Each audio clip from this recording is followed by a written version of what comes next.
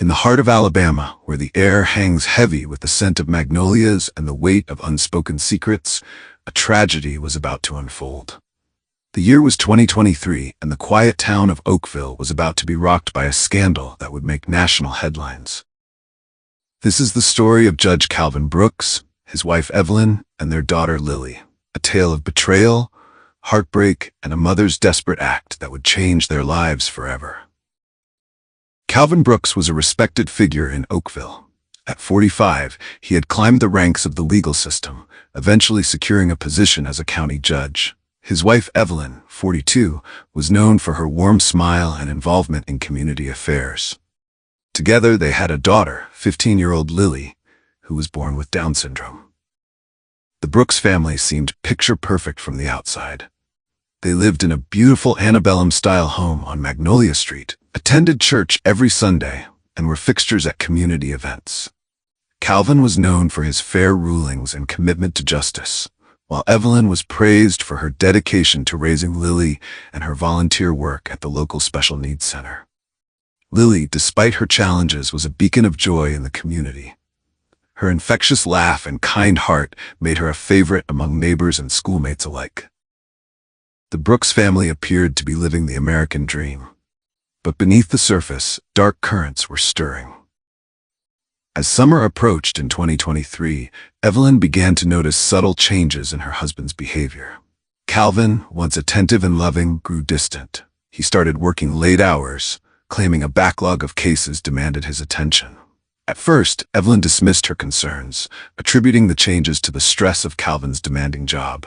However, as weeks passed, the cracks in their relationship widened. Calvin became irritable, snapping at Evelyn over minor issues.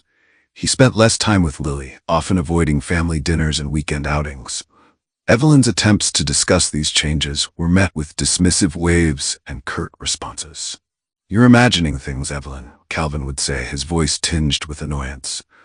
"I'm just busy with work. You know how important my job is." But Evelyn couldn't shake the feeling that something was terribly wrong. She noticed Calvin's furtive glances at his phone, the way he'd quickly end calls when she entered the room. The intimacy they once shared had all but disappeared, replaced by a cold, uncomfortable silence. As Calvin grew more distant, Evelyn found herself drawing closer to Lily. She poured her energy into caring for her daughter, determined to shield her from the growing tension in the household. Lily, with her limited understanding of adult relationships, remained blissfully unaware of the storm brewing around her. Evelyn began to notice changes in Lily as well. The once bubbly teenager became quieter, more withdrawn. She'd flinch at sudden movements and seemed reluctant to be left alone with Calvin. At first, Evelyn attributed these changes to Lily's condition, thinking perhaps she was going through a phase. But one evening, as Evelyn was tucking Lily into bed, her daughter's words sent a chill down her spine. "Mama," Lily whispered, her voice trembling, "I don't want to be alone with Daddy anymore."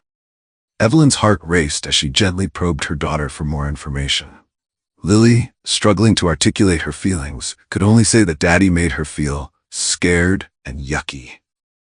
The implications of these words were too horrifying for Evelyn to contemplate.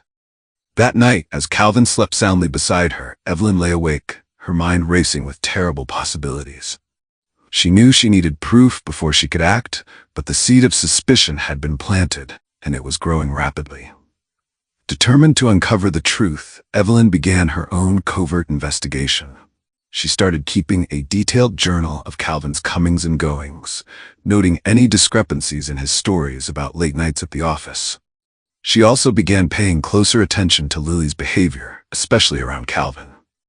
Evelyn installed a hidden camera in Lily's room, disguised as a stuffed animal. The decision weighed heavily on her conscience, but she felt it was necessary to protect her daughter. She also started checking Calvin's phone and computer when he wasn't around, looking for any evidence of inappropriate behavior. As days turned into weeks, Evelyn's suspicions grew stronger. She noticed Calvin spending an unusual amount of time in Lily's room, often when he thought Evelyn was out of the house.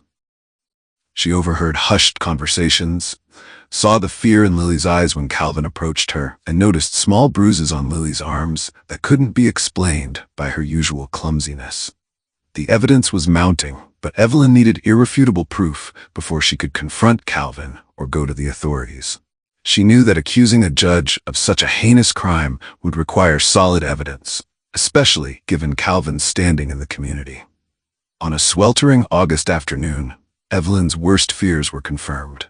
She had told Calvin she was going to visit her sister in the next town over, but instead she circled back home after only an hour.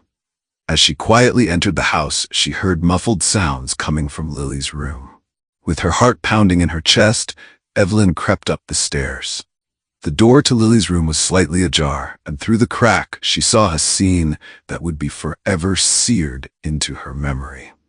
Calvin was in the room with Lily, engaged in an act so vile and betrayal so deep that Evelyn felt the world crumbling around her. In that moment, everything changed. The man she had loved, the father she had trusted with their vulnerable daughter, was revealed to be a monster.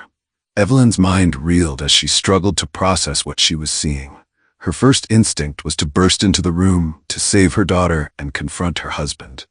But a cold, calculating part of her brain held her back. She needed evidence that would stand up in court. With shaking hands, Evelyn took out her phone and began recording. Each second felt like an eternity as she documented the abuse, her vision blurred by tears of rage and heartbreak. When she couldn't bear to watch any longer, she quietly retreated downstairs, her mind racing with what to do next. Evelyn's mind was a whirlwind of emotions: rage, disgust, heartbreak, and an overwhelming desire to protect her daughter. She knew she needed to act fast, but she also knew that confronting Calvin directly could be dangerous. He was a powerful man with connections throughout the legal system. If she didn't handle this carefully, he might find a way to discredit her and continue his abuse. She decided to call her sister, Angela, and confide in her about what she had discovered. Angela, horrified by the revelation, urged Evelyn to go to the police immediately. But Evelyn hesitated, fearing that Calvin's influence might sway the investigation. "I need to get Lily out of here first," Evelyn told Angela. "Can you come pick her up? I'll tell Calvin she's going for a sleepover at your place." Angela agreed, and within an hour she arrived to take Lily away. As Evelyn hugged her daughter goodbye, she whispered reassurances, promising that everything would be okay. But inside, she was steeling herself for the confrontation to come. Once Lily was safely away, Evelyn waited for Calvin to return home from work. The hours ticked by slowly, each minute feeling like an eternity. When she finally heard his car pull into the driveway, Evelyn took a deep breath, steadying herself for what was to come. Calvin entered the house, calling out a casual greeting, but as soon as he saw Evelyn's face, he knew something was wrong. "Where's Lily?" he asked, his voice tinged with suspicion. "She's at Angela's," Evelyn replied, her voice cold and steady. "We need to talk, Calvin." Calvin's face hardened, a flicker of fear passing through his eyes. "About what?" "About what you've been doing to our daughter," Evelyn said, her voice barely above a whisper. The color drained from Calvin's face. For a moment, he stood frozen, then his expression shifted to one of indignation. "What are you talking about? Have you lost your mind?" But Evelyn wasn't backing down. She pulled out her phone and played the video she had recorded earlier that day. Calvin's face contorted with a mix of shock, anger, and fear as he realized he had been caught. "You monster," Evelyn spat, her voice shaking with rage. "How could you do this to our baby?" Calvin's demeanor changed instantly. Gone was the respected judge, replaced by a cornered animal. He lunged at Evelyn, trying to grab the phone, but she was quicker. She darted away, her heart pounding. "You can't prove anything," Calvin snarled. "Who do you think they'll believe? A respected judge or a hysterical woman?" His words cut deep, but Evelyn stood her ground. "I have evidence, Calvin. It's over. You're going to jail for what you've done." Calvin's face twisted with rage. He advanced on Evelyn, his hands clenched into fists. "You're not going to ruin everything I've worked for," he growled. "I'll kill you before I let that happen." As Calvin lunged towards her, Evelyn's survival instincts kicked in. She scrambled backwards, her eyes darting around the room for anything she could use to defend herself. At that moment, she remembered the gun she kept hidden in a locked drawer for emergencies. This, she realized with a sickening clarity, was definitely an emergency. With Calvin hot on her heels, Evelyn made a dash for the study. She could hear his heavy footsteps behind her, his angry breathing getting closer. Her trembling hands fumbled with the key as she unlocked the drawer, her fingers closing around the cold metal of the gun, just as Calvin burst into the room. "Put that down, Evelyn," Calvin said, his voice low and menacing. "You don't want to do anything stupid." But Evelyn's resolve was steel. She raised the gun, pointing it directly at Calvin's chest. "Stay back," she warned, her voice surprisingly steady. "Don't come any closer." Calvin's eyes darted between Evelyn's face and the gun in her hands. For a moment, the room was filled with a tense silence, broken only by their ragged breathing. Then, Calvin's face twisted into a sneer. "You won't shoot me," he taunted. "You don't have it in you." He took a step forward, and Evelyn's finger tightened on the trigger. "I said stay back," she yelled, her voice cracking with emotion. But Calvin didn't stop. He lunged forward, reaching for the gun. In that split second, Evelyn made a decision that would change everything. She pulled the trigger. The sound of the gunshot was deafening in the small room. Calvin stumbled backward, a look of shock on his face as he looked down at the growing red stain on his shirt. He collapsed to the floor, gasping for breath. Evelyn stood frozen, the gun still raised, as the reality of what she had done washed over her. She had just shot her husband, the father of her child. But as she looked at Calvin lying on the floor, all she could think about was the pain and suffering he had inflicted on their daughter. In that moment, something inside Evelyn snapped. All the rage, the betrayal, the heartbreak of the past few months came rushing to the surface. With a cry of anguish, she emptied the gun into Calvin's body, each shot punctuating the pain he had caused. When it was over, Evelyn sank to the floor, the gun slipping from her numb fingers. The room was silent, except for her ragged breathing. Calvin lay still, his unseeing eyes staring at the ceiling. As the adrenaline began to fade, the full weight of what she had done crashed down on Evelyn. She had killed her husband. But even as horror and guilt threatened to overwhelm her, a small voice in the back of her mind whispered that she had done what was necessary to protect her daughter. With shaking hands, Evelyn reached for her phone. She dialed 911, her voice surprisingly calm as she reported what had happened. As she waited for the police to arrive, she sat on the floor, her back against the wall, her eyes never leaving Calvin's body. In the distance, she could hear sirens approaching. Evelyn closed her eyes, taking a deep breath. She knew her life would never be the same after this night. But as she thought of Lily, safe at her aunt's house, she felt a sense of peace wash over her. No matter what happened next, she had protected her daughter. And that, she decided, was worth any price she might have to pay. The flashing lights of police cars illuminated the quiet street as neighbors peered out of their windows, whispering in shock and disbelief. The Brooks home, once a symbol of respectability, was now a crime scene. Evelyn sat in the back of an ambulance, a blanket draped over her shoulders, as she recounted her story to a sympathetic female detective. Detective Sarah Johnson listened intently, her face a mask of professional calm, even as her stomach churned at the details of Calvin's abuse. She had seen many horrible things in her career, but the betrayal of a father towards his special needs daughter struck a particularly painful chord. "Mrs. Brooks," Detective Johnson said gently, "I know this is difficult, but I need you to tell me everything. Every detail could be important." Evelyn nodded, her voice steady as she recounted the events that led to this tragic night. She told the detective about her suspicions, the evidence she had gathered, and the confrontation that ended in Calvin's death. As she spoke, she handed over her phone, which contained the damning video evidence of Calvin's abuse.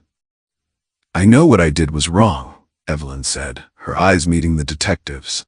"But I couldn't let him hurt Lily anymore. I couldn't let him get away with it." Detective Johnson nodded, her expression softening. "We'll need to conduct a full investigation, Mrs. Brooks, but from what you've told me and the evidence you've provided, it seems like you were acting to protect your daughter from ongoing abuse." As the night wore on, the story began to spread through Oakville like wildfire. The respected Judge Brooks, dead by his wife's hand. Rumors and speculation ran rampant. But as more details emerged, the town's shock turned to horror, and then to a grim understanding. In the days that followed, Evelyn found herself at the center of a legal storm. She was arrested and charged with second-degree murder, but her case quickly became a rallying point for advocates of abuse survivors and parents of special needs children. Evelyn's defense attorney, a fiery woman named Gabrielle Owens, argued passionately that her client's actions were a clear case of defensive filicide, the killing of one's child's abuser. She painted a vivid picture of a mother driven to desperate measures to protect her vulnerable daughter from ongoing abuse.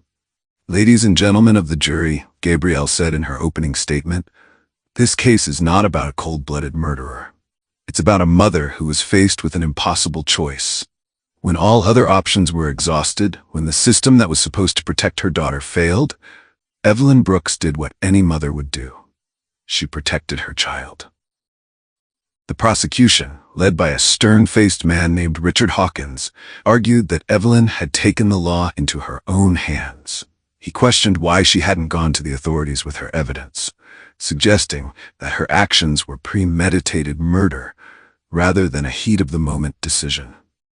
As the trial progressed, expert witnesses were called to testify about the psychological impact of discovering a spouse's abuse of one's child. Child psychologists spoke about the additional vulnerability of special needs children to abuse and the devastating long-term effects such abuse can have. Perhaps the most powerful testimony came from Lily herself. Now 16, she bravely took the stand to recount the abuse she had suffered at her father's hands. Her halting words and visible distress moved many in the courtroom to tears, including several members of the jury. Throughout the trial, the people of Oakville and beyond watched with bated breath. The case had sparked intense debate about justice, abuse, and the lengths a parent might go to protect their child. Outside the courthouse, supporters held vigils and rallies, holding signs that read, "Free Evelyn," and "Protect our children." After weeks of emotional testimony and heated legal arguments, the case finally went to the jury. As Oakville held its collective breath, the 12 men and women deliberated on Evelyn's fate. The jury was out for 3 days, a sign of the complexity and emotional weight of the case they were considering. When they finally filed back into the courtroom, the tension was palpable. Evelyn sat at the defense table, her face pale but composed, as the jury foreman stood to deliver the verdict. On the charge of second-degree murder, we find the defendant, Evelyn Brooks, not guilty. A gasp rippled through the courtroom, followed by a burst of applause from Evelyn's supporters. The judge quickly called for order, but the sense of relief and vindication was palpable.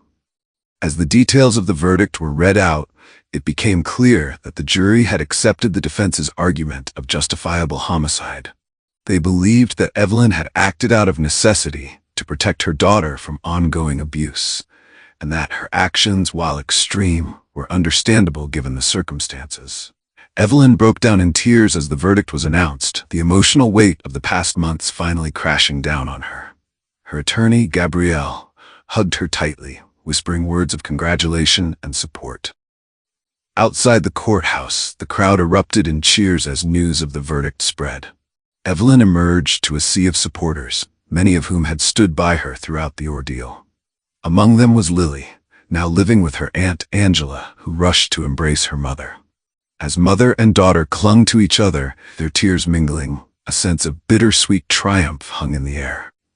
They had survived a nightmare, but the road ahead would not be easy. There would be healing to be done, trust to be rebuilt, and a new life to be forged from the ashes of the old. In the months that followed the trial, Evelyn and Lily began the long process of healing. They moved in with Angela, away from the house that held so many painful memories. Lily started therapy to help her process the trauma she had endured, while Evelyn joined a support group for parents of abuse survivors. The case had far-reaching implications beyond the Brooks family. It sparked a national conversation about the vulnerability of special needs children to abuse and the failures of the system to protect them. New legislation was proposed to strengthen safeguards and increase penalties for those who abused vulnerable individuals. In Oakville, the community that had once revered Judge Calvin Brooks now grappled with the dark truth of who he really was. Many struggled with guilt, wondering how they had missed the signs, how such evil had lived among them undetected. But from this painful reckoning came a renewed commitment to vigilance and protection of the vulnerable. Evelyn, though cleared of criminal charges, still faced civil lawsuits from Calvin's family, but she found unexpected allies in this new battle. A team of pro bono lawyers, moved by her story, stepped up to defend her. And a GoFundMe campaign, started by a local activist, raised hundreds of thousands of dollars to help with her legal fees and to support Lily's ongoing care. As for Lily, she showed remarkable resilience in the face of all she had endured. With the love and support of her mother and aunt and the help of her therapists, she began to reclaim her life. Her smile, once dimmed by fear and pain, slowly returned. She even started volunteering at a local center for special needs children, using her experience to help others who might be suffering in silence. 1 year after the trial, on a warm summer evening, Evelyn and Lily sat on the porch of their new home. As they watched the sun set, painting the sky in brilliant shades of orange and pink, Lily turned to her mother. "Mama," she said, her voice soft but strong, "are we going to be okay?" Evelyn pulled her daughter close, planting a kiss on her forehead. "Yes, baby," she replied, her voice filled with determination and hope. "We're going to be more than okay. We're going to be happy again." As the stars began to twinkle in the darkening sky, mother and daughter sat in comfortable silence, each lost in their own thoughts. They had been through hell, had faced the darkest aspects of human nature, but they had survived. More than that, they had emerged stronger, their bond unbreakable. The road ahead would not be easy. There would be good days and bad days, moments of progress and setbacks. But as Evelyn looked at her daughter, she felt a surge of fierce love and protectiveness. They had weathered the storm together, and together they would build a new life, one day at a time. In the quiet Alabama night, as crickets chirped their evening song, a new chapter was beginning for the Brooks women. It was a chapter of healing, of growth, and of hope. And though the scars of the past would always remain, they would serve not as a source of pain, but as a reminder of their strength and resilience. For Evelyn and Lily Brooks, survivors of an unthinkable tragedy, the future stretched out before them, full of possibility. And for the first time in a long time, they both looked forward to what tomorrow might bring. In the years that followed the trial, Evelyn and Lily's journey of healing continued. They faced challenges head-on, supporting each other through the difficult days and celebrating small victories. Lily, now 18, had made remarkable progress. With the help of intensive therapy and the unwavering support of her mother and aunt, she had begun to process the trauma of her past. Though she still struggled with nightmares and anxiety, she had developed coping mechanisms that allowed her to face each day with growing confidence. Evelyn watched her daughter's progress with a mixture of pride and lingering guilt. Despite reassurances from her therapist and loved ones, she couldn't help but wonder if she could have protected Lily sooner. But as she saw Lily laughing with friends, pursuing her interests, and even considering college options, Evelyn felt a sense of hope she hadn't dared to feel in years. The Brooks women had become advocates for child protection and abuse prevention. Evelyn, drawing on her experiences, began speaking at conferences and support groups, sharing her story to help others recognize the signs of abuse and find the courage to act. Lily, too, found her voice. She started a blog where she shared her experiences and offered support to other survivors. Her raw honesty and resilience touched many, and soon she had a following of survivors and allies who drew strength from her words. As Lily's 19th birthday approached, an unexpected letter arrived at their home. It was from Calvin's sister, Janet, who had been estranged from the family for years. The letter contained shocking revelations that would force Evelyn and Lily to confront their past once again. Janet wrote that she had suspected Calvin's abusive tendencies since they were teenagers. She revealed that Calvin himself had been a victim of abuse at the hands of their father, a respected pastor in their hometown. Janet had tried to report it when they were young, but no one believed her. She had fled home at 18, unable to bear the weight of the family's secrets.